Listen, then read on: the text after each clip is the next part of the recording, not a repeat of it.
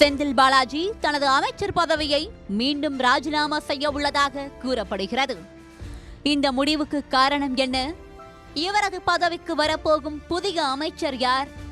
திமுகவின் அடுத்த கட்ட திட்டம் என்ன? பார்க்கலாம் இந்த செய்தி தொகுப்பில்.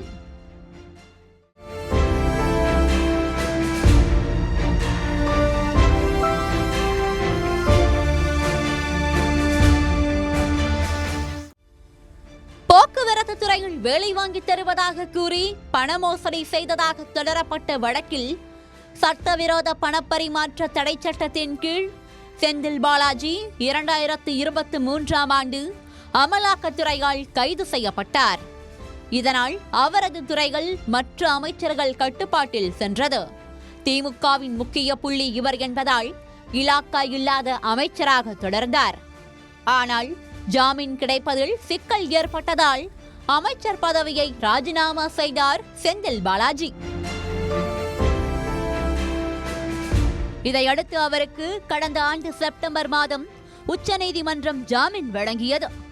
இதனால் மீண்டும் மின்சார மற்றும் ஆயத்தீர்வைத்துறை அமைச்சராக கேபினெட்டில் காலடி எடுத்து வைத்தார் செந்தில் பாலாஜி.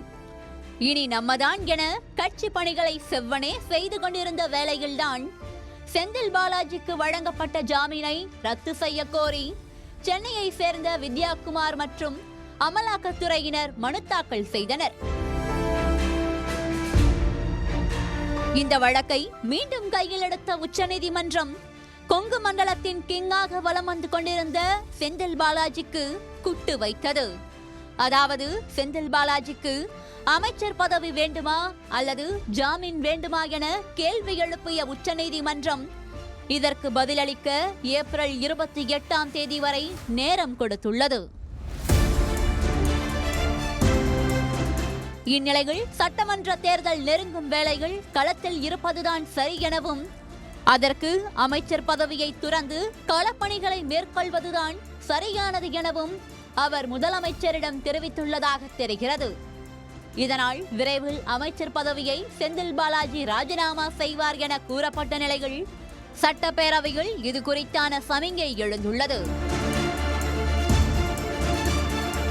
அதாவது மருத்துவ கழிவுகள் சட்ட திருத்தத்திற்கான சட்ட முன்வடிவை அமைச்சர் ரகுபதி சட்டப்பேரவையில் தாக்கல் செய்தார்.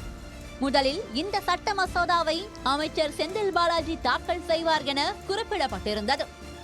ஆனால் செந்தில் பாலாஜிக்கு பதில் அமைச்சர் ரகுபதி சட்ட மசோதாவை தாக்கல் செய்துள்ளார்.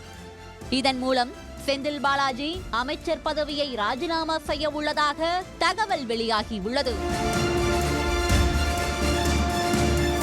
இந்நிலையில் செந்தில் பாலாஜியை வைத்து கொங்கு மண்டலத்தில் பல திட்டங்களை தீட்டியுள்ள தலைமை கதிகலங்கி போயுள்ளதாக கூறப்படுகிறது.